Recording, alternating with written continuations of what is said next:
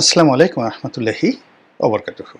সম্মানিত দর্শক, ডক্টর মোহাম্মদ ইউনূসের বিস্ময়কর উত্থান এবং বিস্ময়কর সৌভাগ্য এবং ঈর্ষণীয় প্রাপ্তি, এটি কেবল বাংলাদেশ নয়, সারা দুনিয়াতে তার জমানার যে সকল সফলতম মানুষ রয়েছেন তাদের মধ্যে তিনি অন্যতম। একটা মানুষের জীবনে যা যা প্রাপ্য, পরিবার, অর্থ, সম্মান, স্বাস্থ্য, কি নেই তার। তার বয়স এখন প্রায় ৮৮ বছর। এ বয়সে তিনি একেবারে ৪০ বছরের তাগড়া যুবকের মতো পৃথিবী ঘুরে বেড়াচ্ছেন। এখনও বলতে গেলে তার চশমা ছাড়াই তিনি চলাফেরা করেন, কথা বলেন, ইন্টারভিউ দেন, চোখে চশমা পরেন না, বাক্য হারিয়ে যায় না। কৌশল অবলম্বন করতে পারেন কথা বলতে গিয়ে, মুখের অভিব্যক্তি অর্থাৎ তার যে রাগ, ক্রোধ, প্রেম, ভালোবাসা, এটা তিনি নিয়ন্ত্রণ করতে পারেন এই বয়সে। আপনি তার মুখ দেখে বুঝতে পারবেন না তিনি রাগত, না প্রেমাহত, নাকি প্রেমে উদ্বুদ্ধ, বুঝতে পারবেন না। এটি বিরল, এ বয়সে সাধারণত হয় না। ডক্টর মোহাম্মদ, যাকে বলা হয় মালয়েশিয়ার মাহাথির মোহাম্মদ, মোরালেস আপনি তার সঙ্গে এই ভদ্রলোকের এই বয়সজনিত যে জিনিসগুলো আছে সেটা তুলনা করতে পারেন, যে এখনও ডক্টর মাহাথির মোহাম্মদ যেভাবে উজ্জীবিত, আমাদের ডক্টর মোহাম্মদ ইউনূস সেভাবে আছেন। কিন্তু ব্যবসা বাণিজ্য, রাজনীতি, নোবেল প্রাপ্তি, সম্মান, আসলে একটা জীবনে, একটা মানুষের জীবনে এরকম হয় না, কখনই হয় না। এবং তিনি শুধু পেয়েই এসেছেন। কষ্ট বলতে শেখ হাসিনা তাকে অপমান করার চেষ্টা করেছে, মামলা দেওয়ার চেষ্টা করেছে, নাস্তানাবুদ করার চেষ্টা করেছে, কিন্তু বাস্তবতা হলো সারা বাংলাদেশের মানুষ এবং সারা পৃথিবীর মানুষ তার পক্ষে ছিল। তো ফলে কি হলো, শেখ হাসিনার যে কোনো রক্তচক্ষু এটা তাকে কাঁদাতো না। তিনি বুঝতে পারতেন যে তিনি যে রাস্তায় হাঁটছেন বা তিনি কোর্ট কাছারিতে দৌড়াচ্ছেন, বিদেশে যাচ্ছেন, লক্ষ কোটি মানুষের আশীর্বাদ, দোয়া তার সঙ্গে রয়েছে। এবং শেখ হাসিনার পুরো জমানাতে তিনি যেভাবে এয়ারপোর্টে যেতেন, আসতেন, তাকে কখনো এয়ারপোর্টে ঠেকিয়ে দেওয়া, ২ ঘন্টা বসিয়ে রাখা, এটা শেখ হাসিনা রেজিম কল্পনাও করতে পারত না। এই ছিল তার সম্মান এবং মর্যাদার লেভেল। সেই মানুষটি আল্লাহর অশেষ রহমত, বরকত অথবা অন্য যে কোনো কারণে হোক, তিনি বাংলাদেশের সর্বোচ্চ রাষ্ট্র ক্ষমতায় অধিষ্ঠিত। এখন এই অবস্থাতে মান সম্মান নিয়ে তার পরিসমাপ্তিটা, জীবনের যে পরিসমাপ্তিটা, সেটা কিভাবে হবে? তিনি ক্ষমতা থেকে চলে যাবেন, যেটাকে শান্তিপূর্ণ ক্ষমতা হস্তান্তর বলা হয়, সেটা তিনি স্বেচ্ছায় ছেড়ে দিবেন, আমি আর পারছি না, পদত্যাগ করবেন। তিনি প্রকৃতির নিয়মে মরে যাবেন অথবা মারা যাবেন। তারপর আর কি হতে পারে?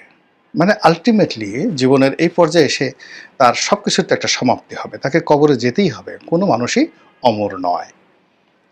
কিন্তু যে সমস্যাটা হলো যে তার শেষটা কেমন হবে? আমরা সবসময় বলি, শেষ ভালো যার, সব ভালো তার।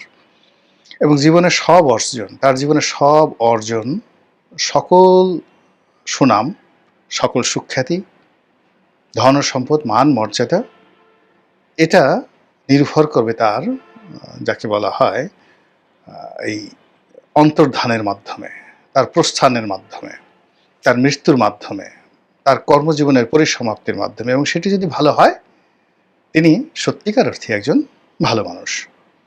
আর শেষটা যদি ভালো না হয়, তার সারাটা জীবনের অর্জন একেবারে শূন্য হয়ে যাবে। যেমন ধরুন শেখ হাসিনার কথা। এখন শেখ হাসিনা শক্ত হাতে ১৫ বছর চালিয়েছেন, তার আগে ৫ বছর, ২০ বছর প্রধানমন্ত্রী, এরপরে দুইবার সংসদে বিরোধী দলীয় নেত্রী, সে ১৯৮১ সন থেকে এখন পর্যন্ত আওয়ামী লীগের মতো একটা বড় দলের সভানেত্রী। কার্যত অর্থবিত্ত ক্ষমতার যে প্রাপ্তি, শেখ হাসিনার এর সঙ্গে আপনি পৃথিবীর কারোর তুলনা করতে পারবেন না। কিন্তু একই সঙ্গে যদি তার পালিয়ে যাওয়া, তার পরাজয়। এখন তার চোখের সামনে তার প্রিয়জনরা যেভাবে লাঞ্ছিত হচ্ছেন, অপমানিত হচ্ছেন, পালিয়ে রয়েছেন, আহাজারি করছেন, এটা সহ্য করা সম্ভব নয়। প্রতিটা মুহূর্ত তাকে বেদনাহত করছে এবং করবে। এটা জীবনের একটা বিরাট পরাজয় এবং এই পর্যায়ে এখান থেকে ঘুরে দাঁড়ানো ঘটেনি, মানবজাতির ইতিহাসে কখনো ঘটেনি। শেখ হাসিনার বয়সে প্রায় ৮০ বছর। ফলে বড় একটা বটবৃক্ষ যদি উপড়ে যায়, পড়ে যায়, ওটা আর পুনরায় বপন করা যায় না। ফলে কি হলো, শেখ হাসিনার যত অর্জন, যত সুনাম, দেখুন তার সেই যে পতনের মধ্য দিয়ে সেটা তার শেষ হয়ে গেল। একইভাবে আরো অনেক ইতিহাসে বিখ্যাত বিখ্যাত ঘটনা রয়েছে। ফলে ডক্টর মোহাম্মদ ইউনূসের এতকালের যে অর্জন, তার ৮৮ বছরের জীবনের যে অর্জন, সে অর্জনটা এখন নির্ভর করছে তার পরিসমাপ্তিটা কিভাবে হবে। পতন দিয়ে নাকি শান্তিপূর্ণভাবে আরো কোনো সফলতা দিয়ে তার জীবনের পরিসমাপ্তি হবে। গত ১০ মাসে তার জীবনে যা কিছু ঘটেছে, এটা যদি তার অতীতের সফলতা ধরেন, আমার এখনো মনে আছে তিনি যেদিন নোবেল পুরস্কার পেলেন, সেদিন সারা বাংলাদেশ নেচেছিল, পশ্চিমবঙ্গ নেচেছিল, এশিয়া নেচেছিল। তার সঙ্গে সঙ্গে ওনার যারা বিশ্ব নন্দিত বন্ধুবান্ধব আছে তারাও নেচেছিল। এবং সেই যে নৃত্য, তার নোবেল পুরস্কার প্রাপ্তির সময়ের যে নৃত্য, সেই নৃত্য সেই উনি যেদিন প্রধান উপদেষ্টার দায়িত্ব নিলেন সেই দিন পর্যন্ত অব্যাহত ছিল। কিন্তু এটি ক্রমাগত সেই নৃত্য এখন ক্রন্দনে পরিণত হয়েছে। মানুষ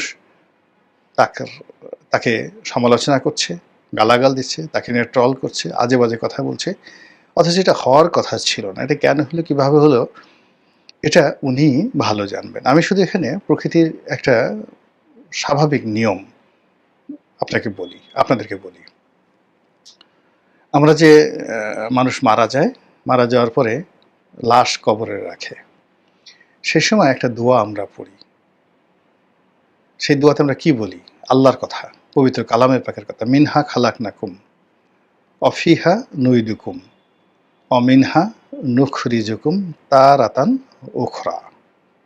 হে মানুষ, তোমাকে মাটি দিয়ে তৈরি করা হয়েছিল, আবার এই মাটির মধ্যেই তোমাকে গ্রথিত করা হলো, চাপা দেওয়া হলো, কিংবা কবর দেওয়া হলো। আবার এই মাটি থেকেই একদিন আবার তোমাকে উঠানো হবে। তো এই যে মৃত্যুর সময় যে একটা অমীয় বাণী পবিত্র কালামের, এর সঙ্গে আমরা দুনিয়াতে আরেকটি কথা, তোমারে বুদ্ধিবে যে গোকুলে বাড়ি শেষে, এটাও যেভাবে প্রিয়। আর যার যেখান থেকে উত্থান হয়,